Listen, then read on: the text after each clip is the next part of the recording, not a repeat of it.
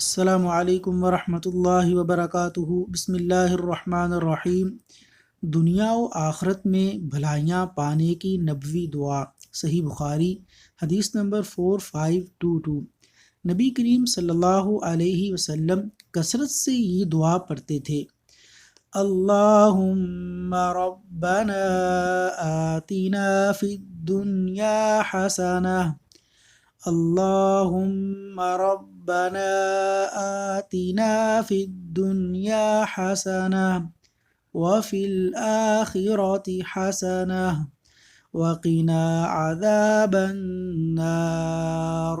ترجمہ: اے اللہ ہمارے پروردگار، ہمیں اس دنیا میں اور آخرت میں بھلائیاں عطا فرما اور ہمیں آگ کے عذاب سے بچا۔ اللہ تعالیٰ سے دعا ہے کہ اللہ تعالیٰ ہمیں دنیا و آخرت کی بھلائیاں عطا فرمائیں۔ آمین یا رب العالمین۔